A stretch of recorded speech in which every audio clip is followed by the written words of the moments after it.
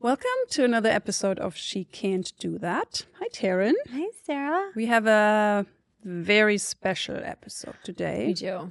Yeah. Do you want to tell everybody what is so special about our guest? I do. Today we have a voice that we're going to hear. This voice is the voice of somebody that is near and dear to my family. But she actually passed away 6 days after recording this episode with us. And we knew it was coming. She didn't pass away by an accident Yeah. or something. She was very sick and we knew it was coming, but she really wanted to talk to us. She wanted to share her story and her perspective on life and death. And I think it's just a gift to be able to give our listeners the voice of somebody so close to the end that was just a uplifting, positive person until the last minute. She was full of gratitude for everything, and it definitely comes through in her episode. Definitely. We also have to say like a little disclaimer if this is like a very sensitive topic for you, death or illness, cancer, maybe that's not the episode for you then, or just be in the right state of mind to listen to it. But here we go. Should we listen to it? Okay.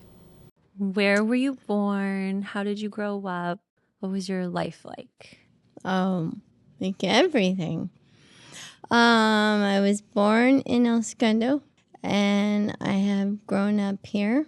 I had a great childhood. My father did get sick when I was in 3rd grade. He got pancreatic cancer. And so that was a long journey. That was from 3rd to 9th grade. And it would periodically get better, but towards the end, no. And he just got sick. And my mom, she was a heavy Christian, totally believed in the Lord, and believed every day that he would get better. And there was days where he was better, but there was also days that it declined. Finally, his health did overtake him. So in 9th grade, he passed away. And I was able to go to a Lutheran school in Hawthorne. And I went to that from 3rd to 8th grade, which really changed my life because I met different people. I wasn't part of El Segundo necessarily, but still played sports in it. And met my very best friend, Joy Carlson, in 3rd grade, and we are still best friends today. So I think it was one of God's journeys in that process. After my father passed away, it was my mom, my brother, and I, and we had extended family, so we'd go visit for Christmas. We could never stay home. Christmas, the day you got out of school, you got in the car, and we went somewhere. And so we went to Mammoth, Utah, Colorado, and another location, Tahoe. Well, I think we went to Tahoe twice in 2 places. But she just always made sure that we did something new, we did something fun. 1 week was for skiing and 1 week was for family. And I've tried to really incorporate that into my kids' life because I think it's so important. It's fun to go back to the same place because you have memories, but you'll never know unless if you go back to another place. Mm-hmm. So I always try to take them to new locations, but I also don't want them to lose sight of the memories they've made. Mm-hmm. So we have both. And how How many kids do you have? I have 2. One is Jake. He is 22 years old. And I have a daughter who is 26. And they're the most fantastic kids in the whole entire world. Oh. They really are. Have they always been? They've always been fantastic. Except for Abby when she was 13. But other than that, they have been my most favorite people. They're my most favorite people to travel with, to do things with, to do activities with. And now that they're getting older, they're really fun because they're really starting to appreciate each other too. And I used to say when we'd go on trips, we'd be in our own bubble, and then the minute we came home, the bubble would burst. And now the bubble is lasting a little bit longer. That is so nice. There's such a special bond between siblings, and it's so great that they have that. Yes, it didn't come easy. Yeah. And it didn't come quickly, but it is there, and they're building on it. And it's so nice because they see it. And they're like, Mom, did you see how well we got along? And so I hope and pray for them that they will continue this journey. Yeah. Because it's always easier when you have someone on your side. Yep. I always tell my sisters, even if we weren't blood related, we would be best friends because we just get along so well. But I know that that's not every sibling relationship. It's very special when you do have it. It's a very special thing when you have it with your spouse, or when you have it with your friends, or when you have it with your siblings, because not everyone has that with people. Yeah. Who would you say your best friend is besides your 2 kids? Joy, Dia, and Mercy. The 3. I love that. And how did you meet them? And I can't split them up. Yeah. Or they get really, really mad. Joy was from 3rd grade at Trinity Lutheran. And we just created a bond. And we've been friends ever since. And I'm 54, I think. I have that too sometimes when I say my age, and then am I? I don't know. Maybe 55. She's just been there for so many things and different activities. She's lived at my house twice. Does she live close by now? Now she lives in Torrance with her husband. She has a gorgeous house and 2 gorgeous daughters. And an interesting thing is, one of the trips when we went on for skiing, I took her to Mammoth. She had never been skiing before in her life, and I'm like, it's going to be okay. I'm going to show you. We're going to take you on lessons. And we did, and we were at Mammoth Lodge for a week. And now it's very interesting. Her husband loves Mammoth. She loves Mammoth. So she has a house in Mammoth. And now I've been using her house in Mammoth for the last 5 years. It came full circle. Yeah. Came full circle. Or we could say the plan worked. The plan worked. The plan did work. Yes. Was that the plan? What was my plan? All along, right? And it's really been great because we've had times where I have my children there just with me, but I've also been there with her and her family.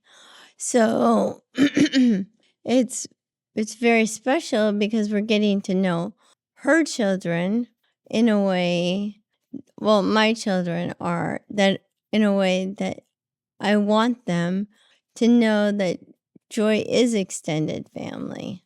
And she feels that, or my kids feel that for sure, from her and her husband, Shelley. and they're both the most generous people.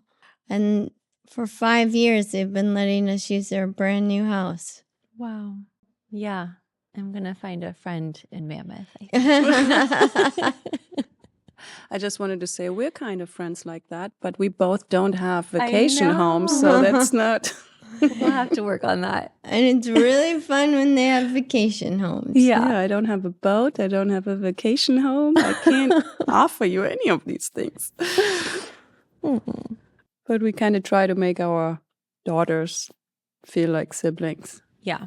Like, because they're both only children. Mm-hmm. And my husband works a lot in the evenings, so we do dinner together, like Aaron and I and our 2 kids, kind of like as a family. Yeah, we have family dinners. And breakfasts and hang out on the couch and watch Dancing with the Stars. That's good. That's how my other 2 group of friends started out. They lived in El Segundo. Actually, one lived next door to me. And we had another one that lived a couple blocks away. So we had a little group of friends, and we got together in the morning because that's when our husbands would work. And so we'd get together and we'd have breakfast like 2 or 3 times a week. Always pancakes or French toast or whatever the kids wanted. And that's what built the relationship with Dia and Marcy. And then they also had kids the same age as Abby. So all of our girls were in between 1 and 2. And so they've been friends now for 26 years. That is so awesome. And they're still friends. Marcy and I and Dia are the co-founders, I would say. Abby, Marcy, or Abby, Shay, and Rhea will always be friends, but their friendship is different because they're in different locations, different places in their life. And we have gone on a couple girls' trips. We went to Bend, Oregon, and we also went to Sedona. And you can see that these girls have been friends. Some things they just don't need to talk about. But for Marcy, Dee, and I, that friendship has been solid. And Dia actually moved away a year, I think when Rhea was a year old or 2. But because my husband has flight privileges, I'm able to go. And so my kids and I would go probably once a month we went at least 16 years. Yes. And not only did we go once a month to Arizona, Dia had a house in Carlsbad. She had a timeshare, and so she invited us every year. Her husband couldn't stay the whole time because he had to drive or work. And so he'd come down for the weekend, maybe a couple days, and then he'd leave. And then Abby and Jake and I would come. And I'm not gonna lie, it wasn't just like luxury, but it was a 1-bedroom with a 1 bath and a kitchen and a living room. And we had at one time probably 16 people in that room. Oh my gosh. And we were walking over bodies. We'd clean it up every single day, so we had place to walk. We'd be making breakfast, lunch, and dinner. The pool was on one side and the beach was on the other side. And what more do you need? I mean, that is perfect. That's all we did. Pool, jacuzzi, rec room, and then the beach. The beach. That sounds great. I love that. And that's what we would do. That was one of our summer vacations. Another summer vacation we would take with Dia was going on a houseboat. Fun. I've never been on a houseboat. Me either. I've always wanted to. My family, when I was growing up, we did it. And so it was one of those time-shared houseboats. And then my mom just got to the point where she couldn't do stuff like that anymore. And then Dia's family started doing it and inviting us. And so we went, I think, 4 times on the houseboat with her family. Again, not luxurious, but it was just a family affair. And we would just, everyone would make dinners and brunches and snacks. We had 2 ski boats. We had 2 jet skis. And we would just play for a week. Oh my gosh, that sounds like heaven. And the greatest memories. It was. Yeah. It was very fun, and I think my kids really, really enjoyed it. And what really helped is that during the time that I was not working and with my kids, I didn't make a lot of money. And I had all these friends who allowed me so many opportunities that I took them. And my husband got me there, and my friends kept me there. So what did you do after the school in, where were we, in Hawthorne? Yeah, so then I went to El Segundo High School, graduated, went to the University of Reno, Nevada, graduated, met my husband. What did you study? I studied communications. I'm not sure if that's the greatest one to study, but it was one that was available, and I did. And then I met my husband, got married, and I decided the day before I had Abby, I was not going back. And he said, well, how are we going to do that? I said, I don't know, but I'm not going to work. What did you work at that time? Or At before? that time, I worked for Computer Sciences Corporation, which was in El Segundo. And it was a very good job, but I didn't want to be away from my children. And at that time, it was just one. And so I went to have the C-section on Saturday, and I never went back. Did you always want to be a mother? Yes. That was something that you always wanted. And so when you had her, you knew, I'm not going to get fulfillment going back to work. Yes. Yeah. And I knew I wasn't going to. Your greatest joy in life was going to come from being with her. Being with Abby, and then with the next child that I had. Yeah. But absolutely. And I was not doing anything to not allow that to happen. So it wasn't easy.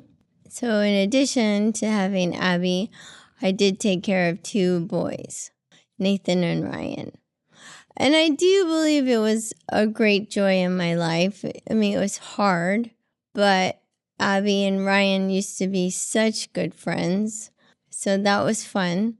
And Nathan came along, and then he became really good friends because him and Abby's age was a little more unilateral. And then Ryan, he kept coming, but he also went to preschool during part of the day. So then Abby and Ryan had a chance to bond, and then Jake came. So now I had 4 kids that I was watching.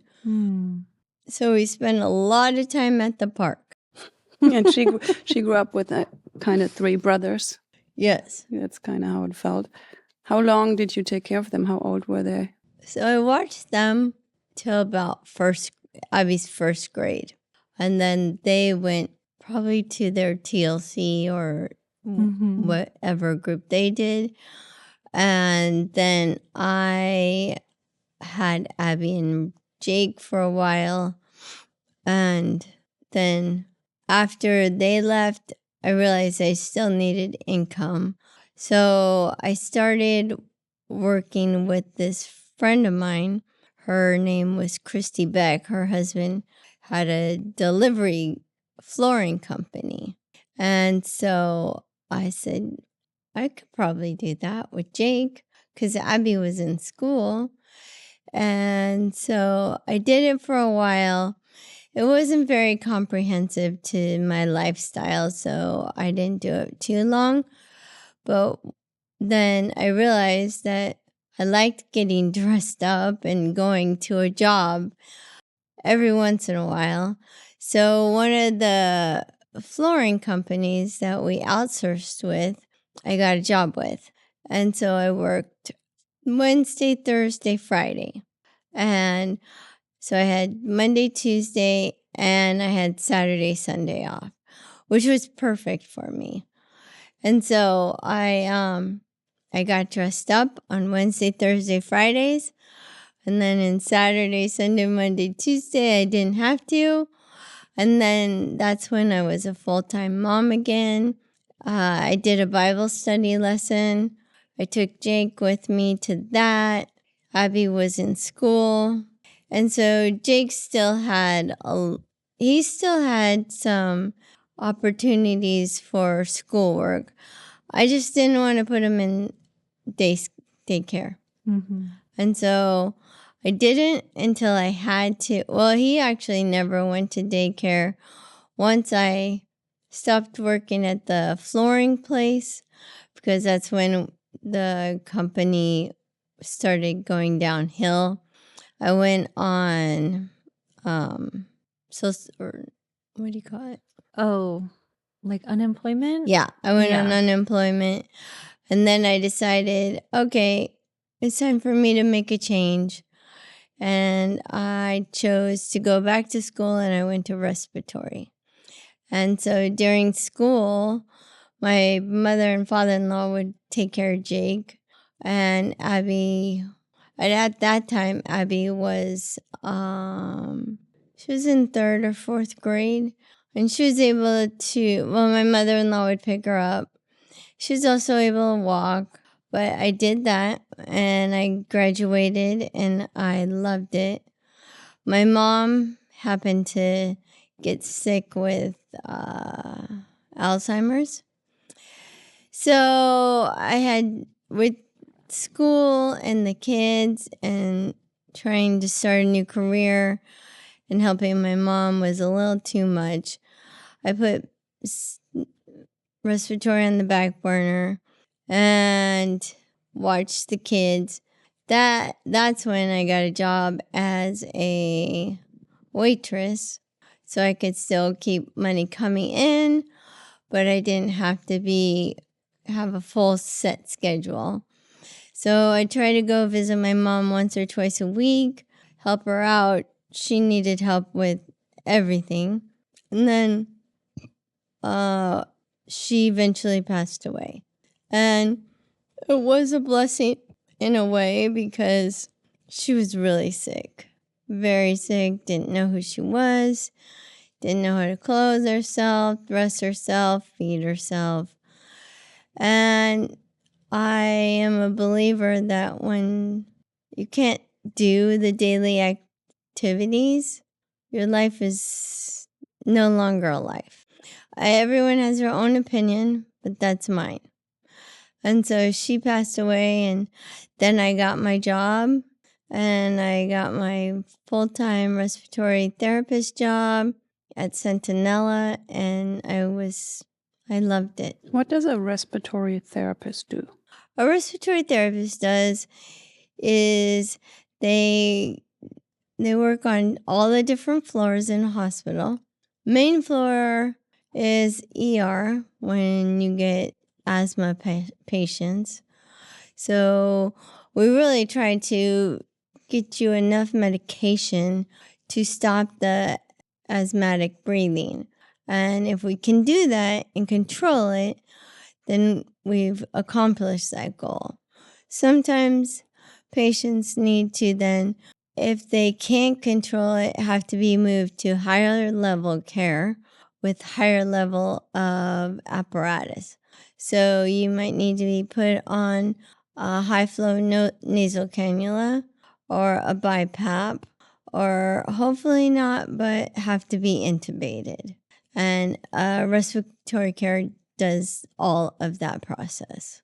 So you worked at a hospital? Mm-hmm. Mm-hmm. And that was full-time then? that was full time. They have crazy hours at hospitals. Yes, I worked 7 p.m. to 7 a.m. Yeah. Wow, night shifts? I loved it. Oh, really? Some people are just made for night shifts. Best part of and my job. Others, I couldn't do it, but I admire when people can do that. Yeah, not a lot of people can. Not a lot of people want to work day shift. So it really depends. It worked out great for my schedule because that way I could sleep at night or I sleep in the day, wake up, take a break, and then I had an hour to exercise, ate dinner, and then I went to work. Because I'd rather exercise. I think that's the key. That was one of the key focuses of me working nighttime. Because if I work day, I don't know when I'd work out. And working out was very important to me. How often did you exercise? 5 days a week. What was your favorite exercise? Peloton. Yeah. But I also liked working outside, like walking up and down my streets and seeing the sun, listening to my music. Another thing I liked was going on bike rides. I liked it all, but the Peloton was the best. How old were you at that time? Like what? How old were you when you had your kids? And when I had my kids? I think I was. Well, I had Abby in 1998. So I was 26 or 28. Okay. So more younger for, yeah. Hmm?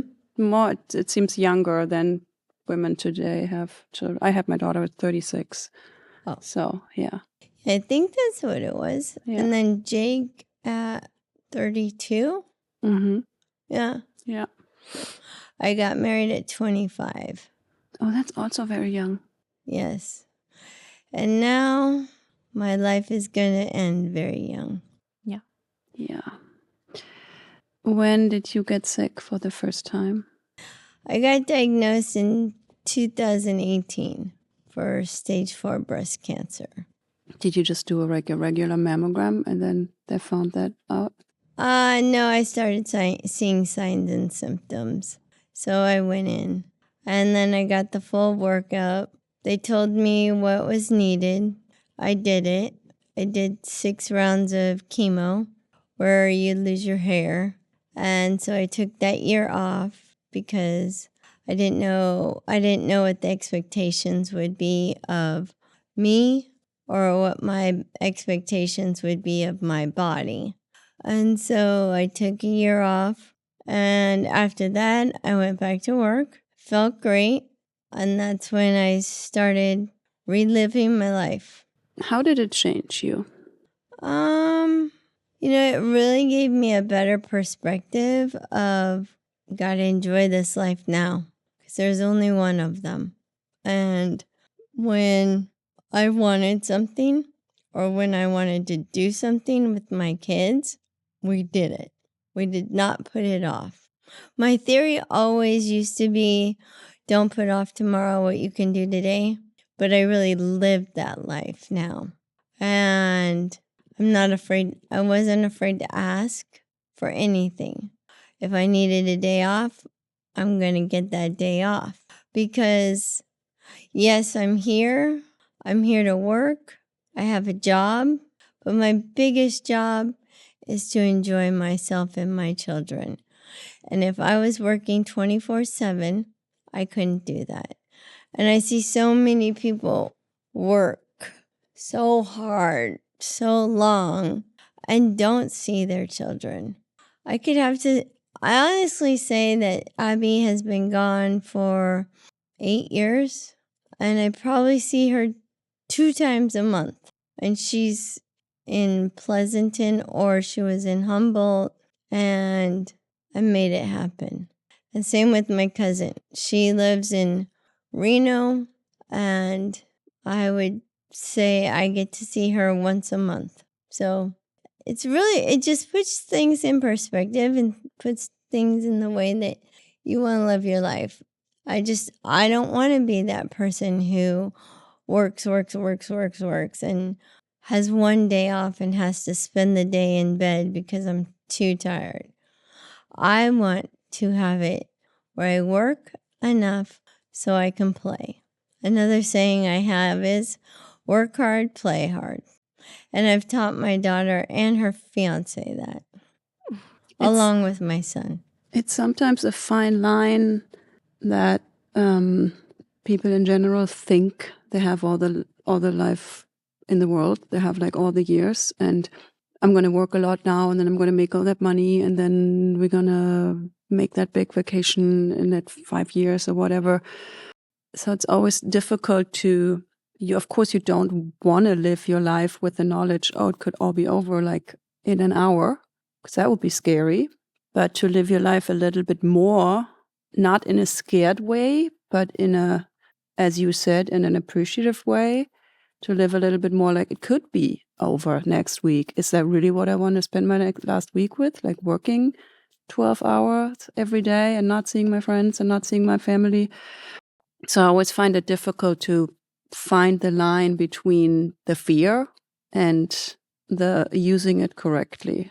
You know, you don't want to live with the fear normally that it could be over any minute, because that's scary to some people. Yeah. I didn't live with fear. No, you don't seem to.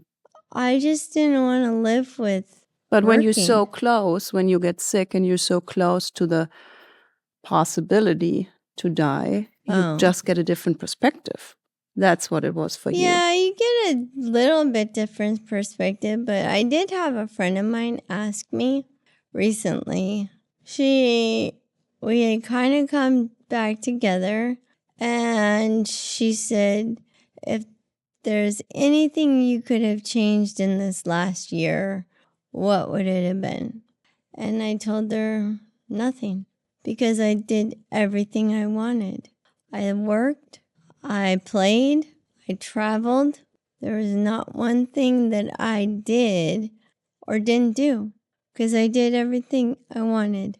That's incredible. I mean, who can sit and say that?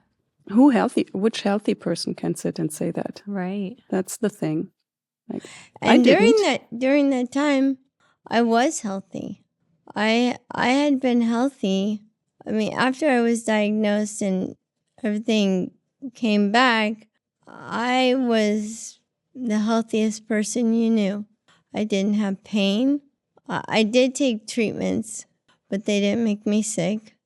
I didn't lose my hair. I didn't lose my energy.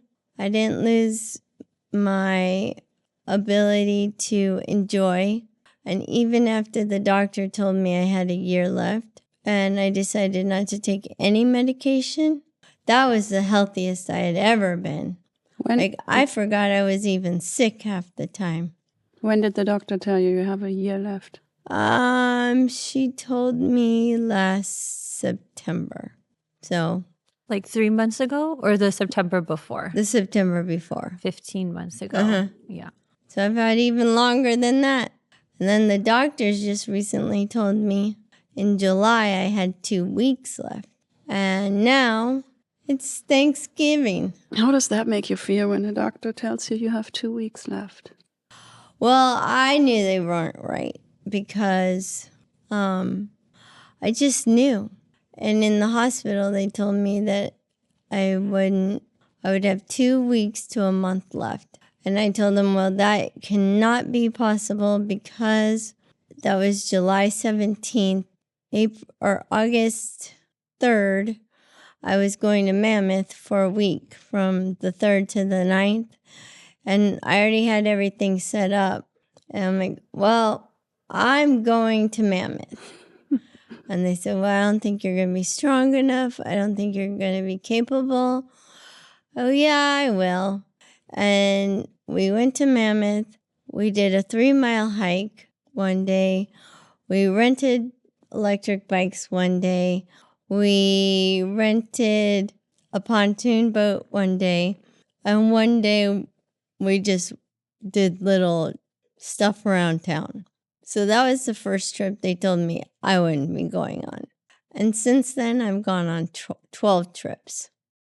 But this last trip to Mammoth for Thanksgiving, I could tell my body is slow. It's not the same, does not have the same amount of energy it did. So now I can see how things are changing. When the doctors told me that in the beginning, I told them they were all fired. You're like, nope, that's not going to happen. Exactly. It wasn't happening. I wasn't ready yet. I could tell. And 1 out of 5 doctors said I would be able to go to Mammoth. And I told him he was the only one that wasn't fired. It's the only one who did his job correctly. Yep. So what are you dealing with right now? What kind of cancer do you have right now? I still have the same cancer, stage 4 breast cancer, but it's moved into there's so many tumors in my stomach. And so they're causing blockages. And those blockages then hinder me from using my body. And I don't feel as good. I used to feel so good. And now I am tired. It's hard for me to go from point A to point B. It's hard to take a shower. It's just hard. I do have pain. I have to be on fentanyl patch, sometimes morphine, sometimes Motrin. I have to take an Ativan because it helps with the anxiety, and then that anxiety helps with the nausea, and I just don't feel good. So the first one you said was 2018? Yes. And it's been going on and off since then, or? Well, the cancer's been there, but it's just really showing up now. They said there was parts that were in remission, but when you're in stage 4 breast cancer, the remission doesn't last very long. So here I am, 2024. That's a long journey. When you got the diagnosis in 2018, did you know that this was going to put an expiration date? They told me it would. Yeah. But I didn't believe them. Mm-hmm. I still didn't believe them until like last year. I'm like, how could I feel so good?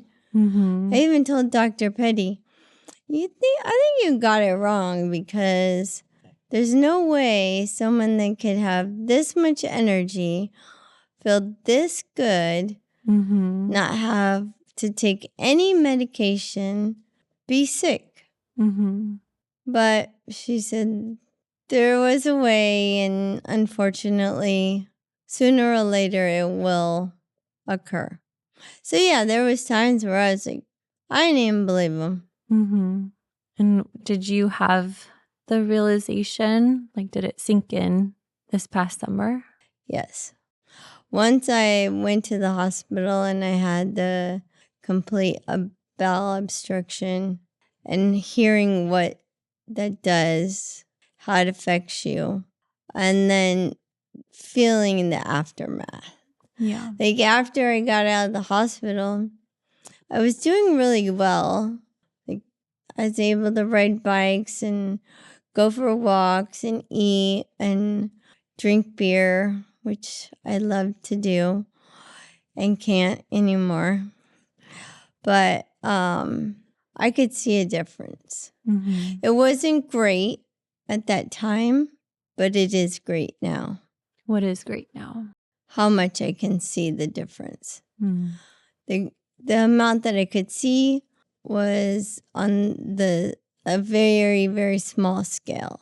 And usually you have to remember, I'm hanging out with they're not teenagers, but 20-somethings. 20-somethings, and I'm keeping up with them. Or they're keeping up with me. They're keeping up with you. Yeah. And I'm the planner. I'm the one who gets all the trips planned and the activities in place and the dinners we go to ready. And so now it's not that way.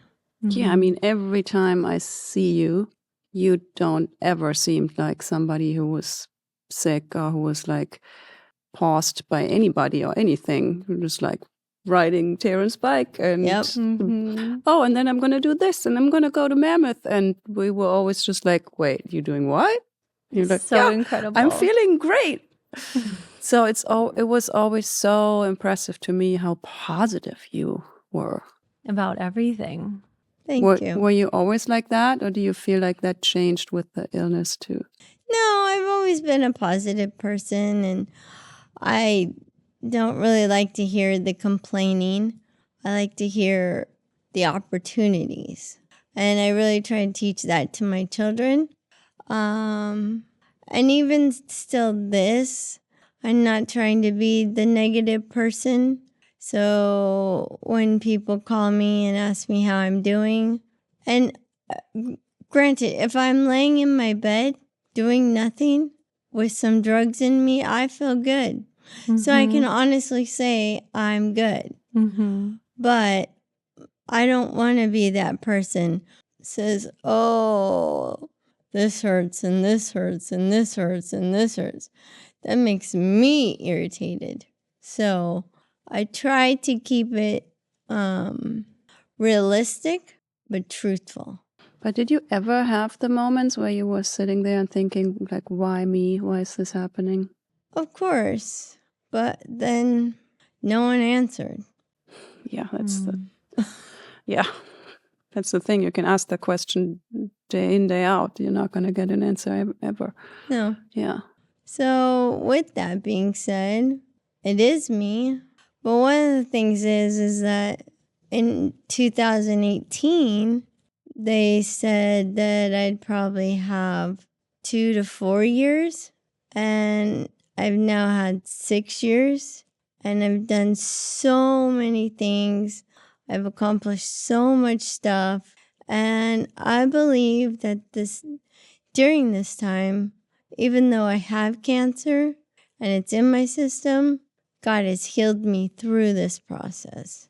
Because there's no way a person like me could have lived a life like I did without his healing touch. So I believe that he has healed me. Not forever, but he has healed me. Are you scared of dying? No, I am not. I get to go to heaven. How do your children deal with all of this? Well, it's interesting. I talked to them last night, and neither one of them like to talk about it. So they both are dealing with it on their own. And I just have to keep reminding them that, well, Abby has actually reminded me a couple times, Mom, you really have been healed for 6 years. And then she'll remind me, well, you were really supposed to go in July, and look at, you're still here. So I think she's starting to look at the fact that I've been here, that I've been healthy, and that I have been able to do everything with her. I mean, the trips I go on with Abby, Jake, and Michael, it's like every other month. And so I've definitely seen them. I've got to enjoy them. And one of the things was, my real goal was to get my son to South Dakota to go to school. And according to those doctors, I wouldn't have been able to do that, but I did. And you told these doctors again, no, I have this plan and I'm going to do this. I'm going to see my son off to college. Yep. Like I'm going to Mammoth.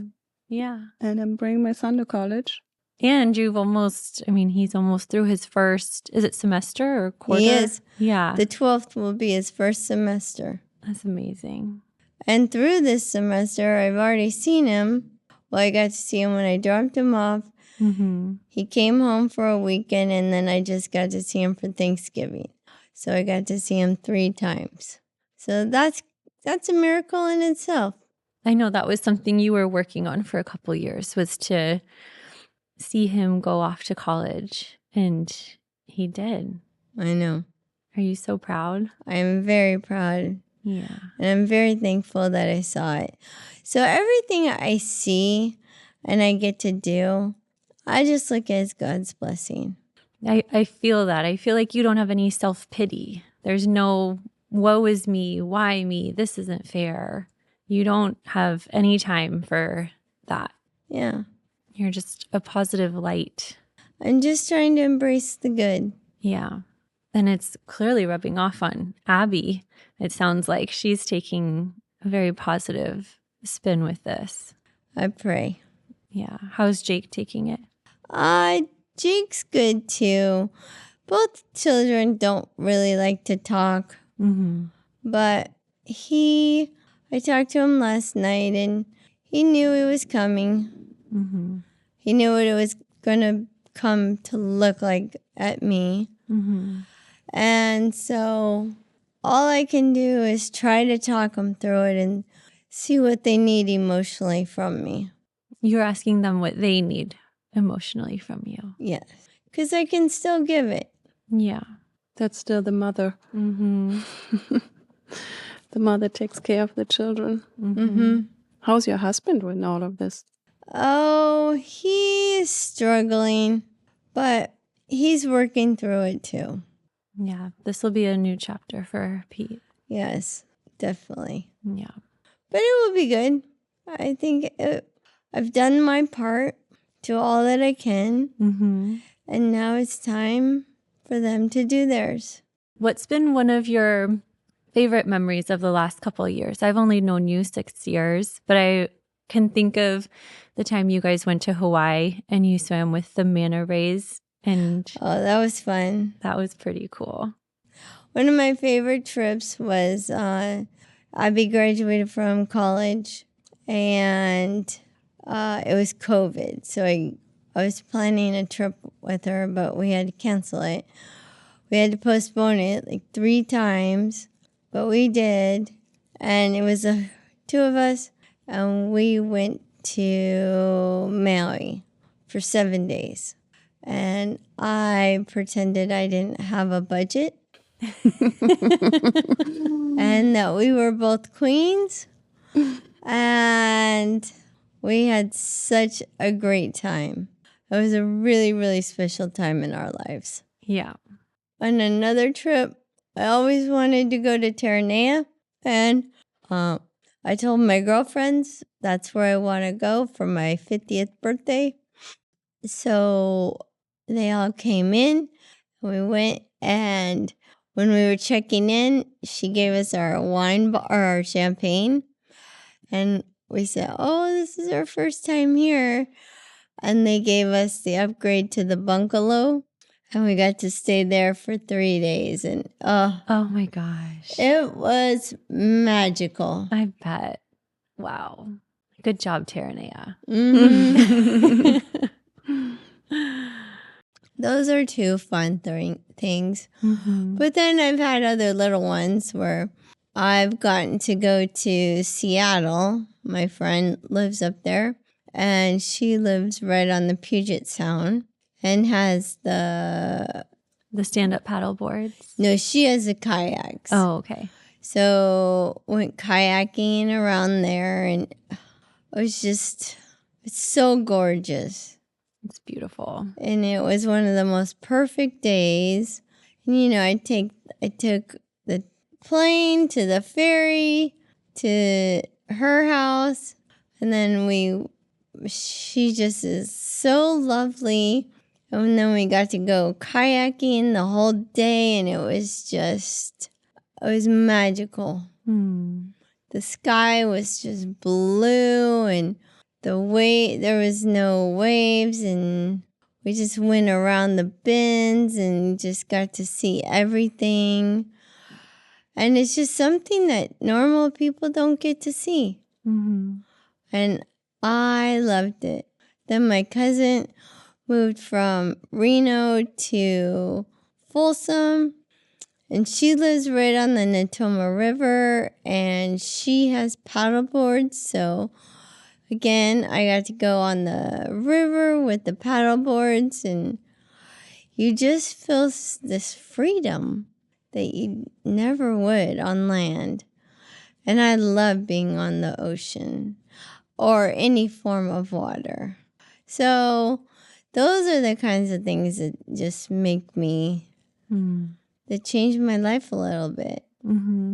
You haven't held back at all with having the advice of these doctors.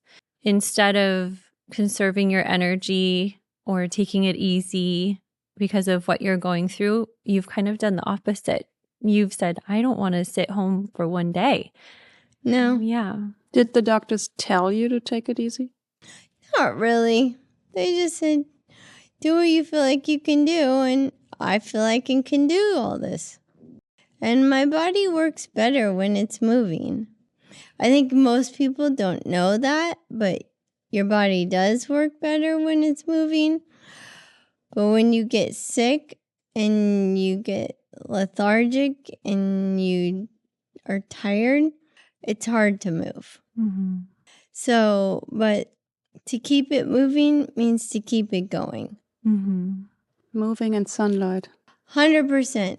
Sunlight was my absolute favorite thing in the world. Vitamin D for Debbie. But I love being in the sun. I'd go for a bike ride in the sun. I'd go for a walk in the sun. I'd walk up and down Grand Hill to be in the sun. You did that walk almost every day. I Wasn't it like know. a 6-mile walk? Oh my God. It's not that far. I can't. I'm huffing and puffing when I get up that hill. But it is pretty great. Yeah. Is there any like parting message that you would want anyone to take away from hearing about what you've been through? Don't put off tomorrow what you can do today. I love that. It's real. Because if you put it off tomorrow, something else can happen. And we always have opportunity. Either be laziness or we just can't do it. And the thing is, get out there, move your body, see the sun, and enjoy life. And that doesn't mean you're going to be happy all the time. And one of the things that does bother me is when people say, well, I just want to be happy. Well, that's not going to happen. You create your own happiness. And if you don't get out there and do it, you're not creating it. So, but definitely get out there. And spend time with the people you love. Yes. I think that's one of the most important things also for happiness. Not the career, the making money, or whoever you talk to and talk about great memories. They never say, oh, when I got that paycheck or something. They always say things like you just said, when I'm with my friend in a paddleboard or when I went with my son somewhere. It's always activities or things that you do with the people you love. Yes. Always. Yeah. It's not like, oh, I had this great day at work. Let me have this get me through. Yeah, great days at work are wonderful. And they really do make a difference, but not in the long term. Yeah. Is there anything that you're not ready to leave behind? Of course, I don't want to leave my kids behind. I don't want to leave my friends behind. I don't want to leave my loved ones. But in the end, everyone's going to be born and everyone's going to die. And I'm not scared of dying. So, yes, but also I can't stop it. It's going to happen. So you just have to deal with it. And you have to come to grips with it. And the thing is, I know I'm going to heaven. So I am not nervous. I mean, if I didn't think I was going to heaven, I'd probably be nervous. Yes. But I know where I'm going and I know it's going to happen. It's interesting to see a parallel in you and my brother. My brother died last year from cancer, and the doctors told him he had about like 2 months or a year. And he made it 1 year minus 1 day. But the peace that was in him and the okayness with it was very remarkable. And that's what I see in you too. I feel like the peace in him was way more than in other people around him. And he said, because I came up with the thing that I asked you earlier, and I said, it's so not fair why you're such a good person and you're so healthy and you're so happy, and it's not fair. There are so many mean people on this planet, or there are even people who don't want to live. Why do they not get it and then die? Why do you get it? While you're such a happy person and such a great life? And he said, well, it's the other way around. I see it that I had everything. Like, I have a wonderful wife. I have 2 wonderful children. I created my own company. I loved my job. I loved my life. Like, what better could I ask for? I'm like, oh, It's true. that's a wonderful way to look at it. To put it, like, turn it around. Not why me, but like, thank you for everything I had. And it couldn't have been any better. Do you feel that way about your life too? I feel like I'm definitely blessed in so many aspects. So many days I go outside and I just think I have the greatest life. Like, look where I live. I live 5 minutes from the beach. Look where my job is. I live 10 minutes from my work. I can fly anytime I want. I can go see my kids whenever I want. I am not stuck to being here. And I do feel like I just feel like I've been extremely blessed. You have children that love you. That's also great, because not everybody can say that. Yes, I do have children who love me. Yeah. That is a for sure statement. That's, on the one side, it makes it all harder, but on the other side, it makes it all also beautiful. I know. I mean, the thing is, I think I have these 2 great kids, and they're so special, and they're so fun. I just wish I didn't have to leave them.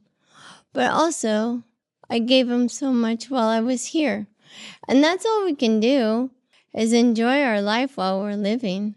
And if you're not enjoying it now, you're never going to enjoy it. Yeah. Is there anything you want to tell your kids? They know. They know that I love them. And I tell them all the time they're my favorite people, which they are.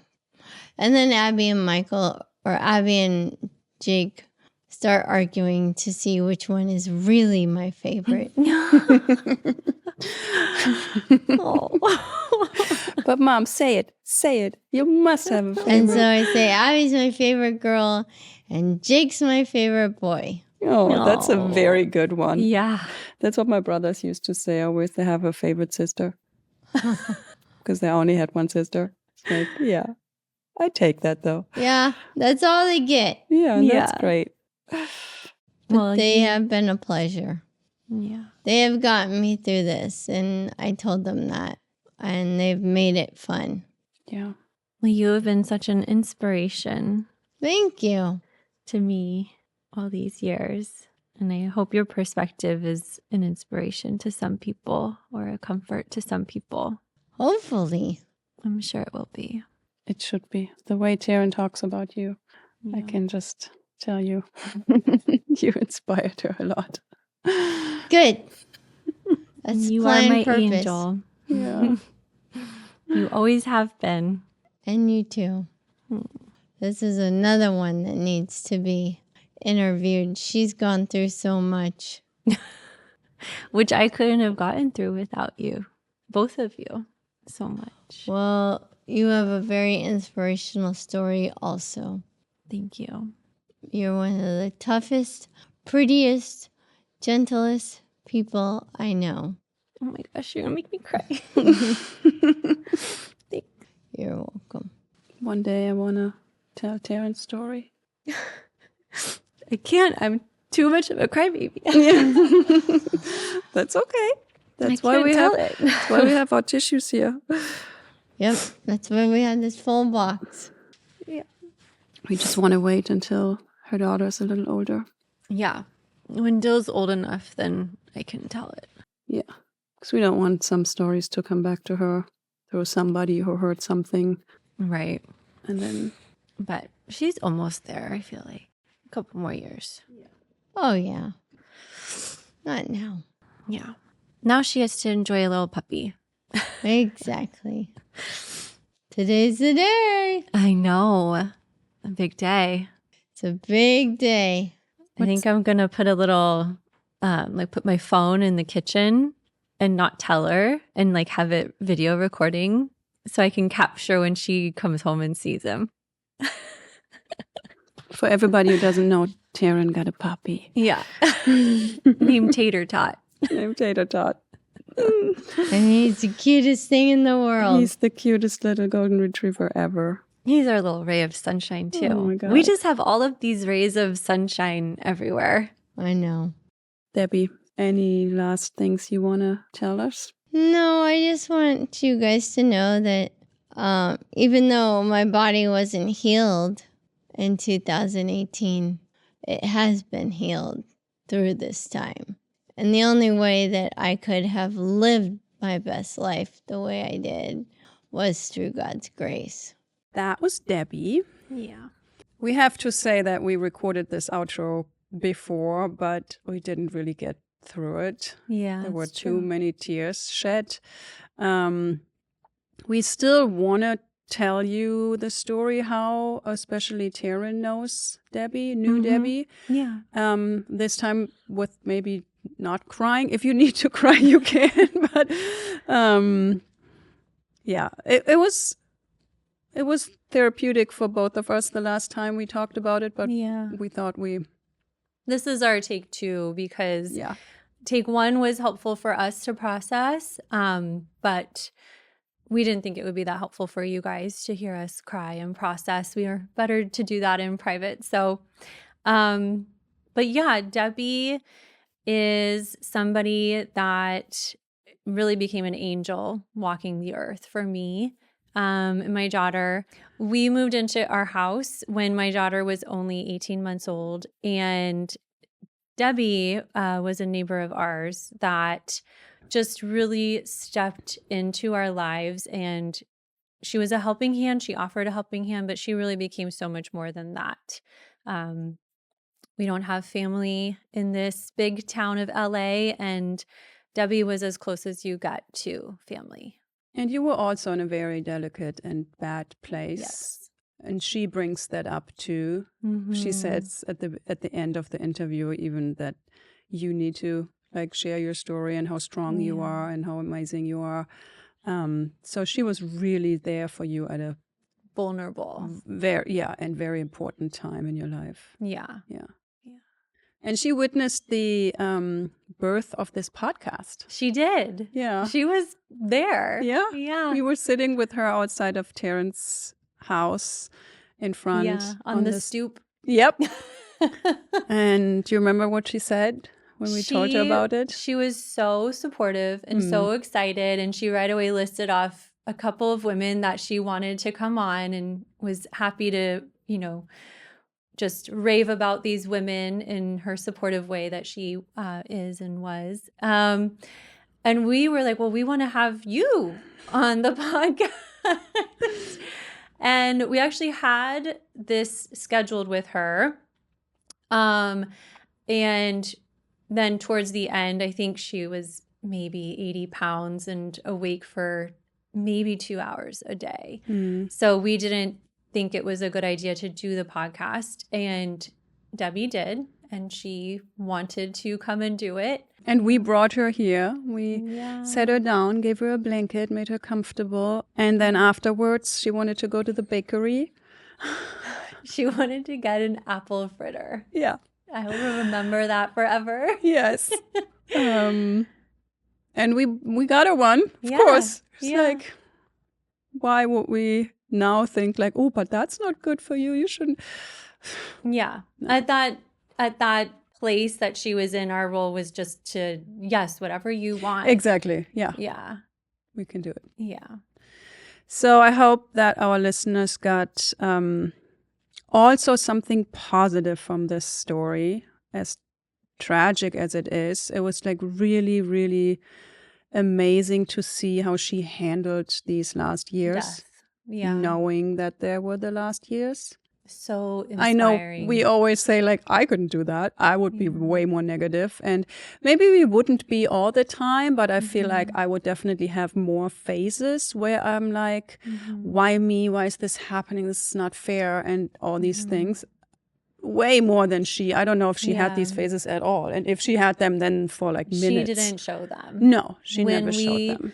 When we saw her in public, she was always beaming a megawatt smile. Yeah, and that wasn't fake or anything. No, I'm genuine. not saying you should put on a smile when you're miserable, but she was really having a good day. Yeah. She would wave and be like, "Dear, another day." Yeah. Yeah. And she was really even feeling good. She's like, why would I say everything is horrible if it's today? It's not. So that was pretty amazing to see. Death is so hard. And to be so close to somebody who did it in such a positive way, it really opened my eyes. Yeah. So. Yeah. Yeah. That was Debbie. That was Debbie. We got through it without crying. Yeah, this time. Well, thank you for listening. Yeah, thank you for joining us, and we'll see you next week.